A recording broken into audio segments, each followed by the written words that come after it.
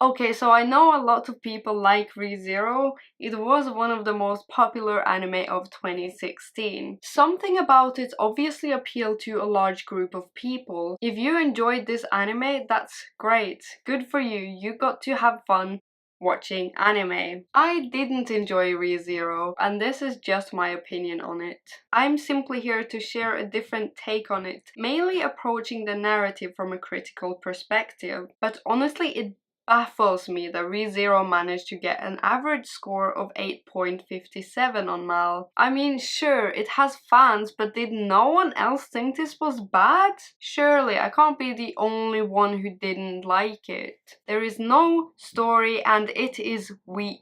We're instantly taken from Subaru's normal life to the fantasy world of wherever, which is fine in terms of getting this journey going. But we don't even get to see a normal day in Subaru's life, which is like screenwriting 101. And sure, they broke that rule on purpose, but the problem is it doesn't work. Because now I'm left wondering what the hell Subaru was doing before the rest of the show. He talks about it very briefly. For example, he refers to himself as an otaku and a hikikomori, as well as mentions that he's been working out at home. This would have been better shown as a scene rather than in dialogue. Remember, anime is a visual medium. Subaru's return by death power has been done before. I've seen this so many times. It's only different in that it's got a video game element to it by referring to it as a save point, but it doesn't really deviate from any other similar time travel story. In the first episode, Subaru and the rest die before we get the chance to know and care about the characters. It's more of a shock factor at this point, except unless you've been living under a rock for the past year, it's very likely that you know what will happen. And because we don't have any attachment to the characters, we don't feel anything when they die. It's not interesting or edgy. All it establishes is that there are no physical stakes in the story. After Subaru's been killed again at the mansion, he finds out it's Rem who's been killing him, and he decides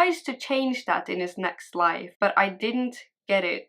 What is it exactly he does differently? I think he's just doing the same thing, but he still manages to avoid getting killed by her. I don't get it. Sometimes new points or ideas are brought up, but they're not explained very well or at all. For example, Subaru learns magic, but I still have no idea how it works in practice because he only uses it like once, and I don't understand how it works with the mana in the body and all that. Similarly, when Betelgeuse takes over Subaru's body, which is a cool plot point, I just don't understand how that is possible. They established a rule that members of the witches cult could be used by Betelgeuse, but suddenly Subaru can too, and it's only him and no one else, and it's never explained how this is possible. I swear they just make up this stuff as they go. But the worst example is in episode 23. Within the first minute, Subaru has an illusion, but we don't know that it's an illusion yet.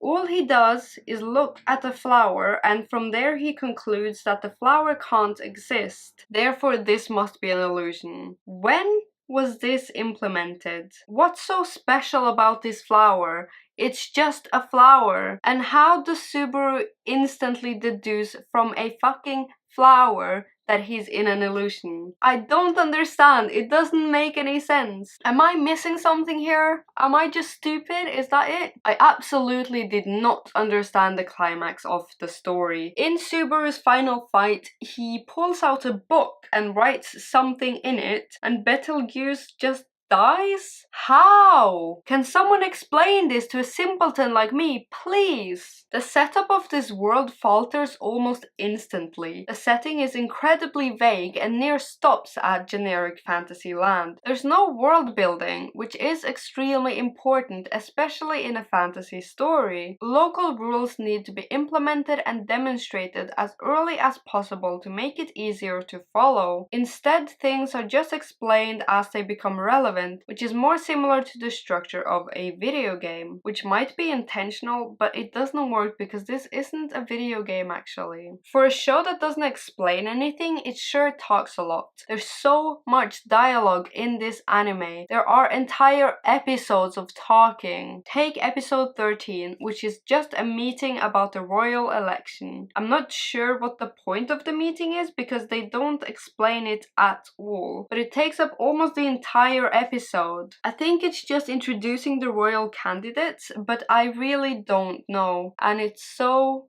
boring. Another offender of this is episode 18, which is just Subaru and Rem talking the whole time. I know people love this episode because of the character development, but I just want it to end. I don't give a fuck about the characters. Just get on with the story already. This actually brings me back to the video game aspect of the anime, because this entire scene could resemble or represent a cutscene, but this destroys the original intent of making it interesting, because a lot of people don't appreciate cutscenes in games. Gamers usually just want to get onto the action and the interactive bits. Another thing I want to talk about is the pace. This is really slow, because Subaru relives the same days over and over, and to be honest, it's really boring. Especially because we know that Subaru will die again, so eventually the arc will be in vain. Sure, there's a lot of characterization, but there's barely any plot, and it's so boring to watch. I'm not entirely sure what the overall goal of the action is. Like, I know Subaru wants to get closer to Emilia. I know Emilia wants to win the royal election. I know Rem wants to protect Emilia, but it's not clear how these goals intertwine with and affect each other. Nor is it clear why the characters want these things in the first place. There's no sense that things are moving forward. Subaru's already in love with Emilia from the start. He doesn't fall more in love with her over the course of the anime. I have no idea what's happening in the overall country scope plot. I want to know more about the politics and what the royal election is going to mean to the people, but we get nothing of that. Instead, there's a melodrama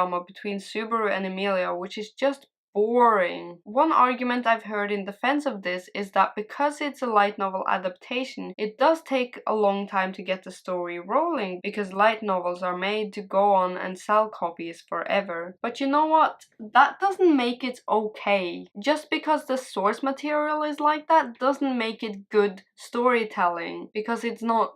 Here's a quick rundown of other questions and comments I had about the anime that I didn't have time to go into in detail. Why does Emilia look so much like the jealous witch? The whole time I was waiting for a plot twist about her actually being evil, but that didn't happen. Who was the evil lady at the beginning, and who did she work for, and why did we never see her again? Why was the demon village attacked? After Subaru and Emilia's fight, why doesn't he just kill himself so he can redo the whole interaction? This character apparently has a special power in which she can tell when people lie because the wind blows around them in a funny way. But she can't tell when Subaru lies about his phone being a magic device literally the next fucking minute. And her special ability is never brought up again, and what the actual fuck was the point of this scene? Subaru goes out of his way to come up with a plan to defeat the white whale, but he never once mentions how he plans to defeat the witch's cult. So when the whale is dead, he just casually asks what's her name to borrow some of her army to not only evacuate the entire town but also fight the cult members. Did he assume from the beginning that she would just let him have her soldiers while they were in the area?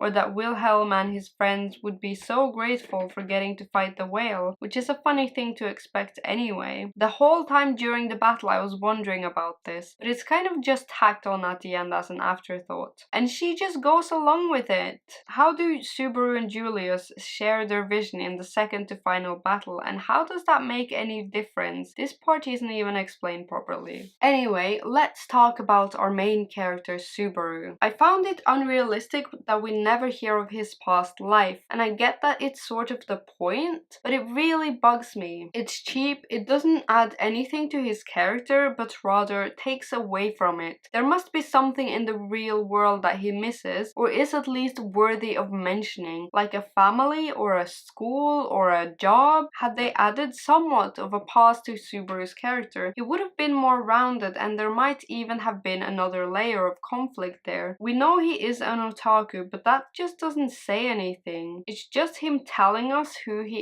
is, and it's info dumping at its worst. This would have worked much better had we seen Subaru through a day in his ordinary world before getting whisked away to a fantasy land. Also, Subaru isn't a very likable character, and that is the point, I know. But the thing is, if you're going to make your main character unsympathetic, you're going to have something else that people can relate to in your story. And there's nothing for me to relate to. Subaru is a bit of a dick, and I don't particularly care for Rem or Emilia or any of the other girls because they're all so boring. I've heard the argument that Subaru represents us, or the worst in us. As someone who watches a lot of anime and can be considered an otaku, I don't really feel like I can relate to Subaru at all. I don't think he behaves the way an otaku would. A real otaku would be too socially awkward and shy to even engage with any of the girls in the show. And why does everyone trust him so much? I get that he's nice to everyone and hardworking, but since he smells like the evil witch, you'd think they would be a bit more careful around him. Emilia is one bland romantic interest. While I appreciate Subaru's devotion to her, I don't understand why he so quickly promises to save her above all else. I think he says that she saved him in the beginning, but this is so vague and I don't know what he means. Does he mean that she saved him from the thugs he ran into? Did she save him by showing him around town when he was lost and confused? By taking him into her home? By giving him some life purpose other than playing games all day? I don't know. I don't know what Emilia wants. I mean, I know that she wants to rule the kingdom, but I have no idea why. Everyone hates her, but she just loves everyone. I wonder why these specific women are chosen for the royal election in the first place. None of them seem very qualified to rule a kingdom. One of them is a child. All of them care only about their own progression and show little care or concern for the actual people they so badly want to govern. Why do they even want to win? I don't understand anyone's motivation in the story. I also think Wilhelm's revenge story during the White Whale arc comes out of nowhere. When Subaru tries to persuade Green Hair Girl to help him defeat the whale, it just so happens to be that her main servant's wife was killed by it and strongly wants to take revenge. This comes out of nowhere and seems more like a dumb luck or convenience than Subaru being a good negotiator. It would have been better if we saw the flashbacks of Wilhelm and his wife earlier in the story, leaving us wondering what they're about, until it's revealed that she was killed by the whale. Simultaneously, while Wilhelm trains Subaru in sword fighting, we get little hints of his traumatic past until it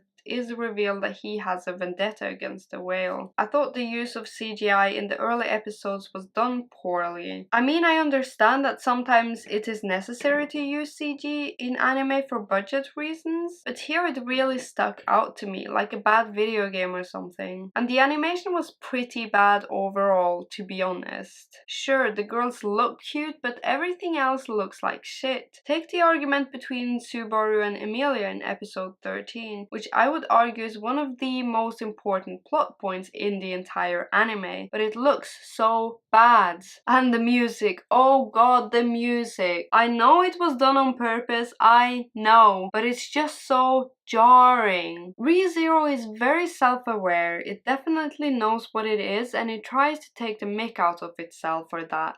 Subaru's inner monologues feed into the trope of narration, which is seen in excess in anime and which I have great distaste for. Here it's used very consciously in an attempt to stand out from the sea of isekai anime out there, and I appreciate the effort even if it falls a bit flat overall. The twins at least have some personality personality, which is nice. I didn't mind Beatrice either, it's just a shame that we don't get to see much of her. The biggest problem I have with this anime is that it's just so boring. By the time I had finished watching it, I couldn't remember anything that had happened in the show. And that's because nothing really happens in this anime. It's some kind of slice of life fantasy that isn't set up very well. I honestly don't know why people love it so much. Sure, it's got cute girls, it's self-aware, which separates it from its peer shows, but seriously, it's not a good story and it's not told in a good way. Some people have actually said to me that the reason I don't like this anime must be that it wasn't made for someone like me. And I just gotta say, fuck that. Having a target audience in mind is fine, but it does not excuse bad storytelling. Nothing is ever shown despite this being a visual medium. The plot is spoon-fed through contrived dialogue that uses a great amount of words to say very little. There's barely any action, and the little you get is repetitive and honestly doesn't even look that good. This anime is full of loose threads and doesn't wrap up anything except Subaru's romantic feelings.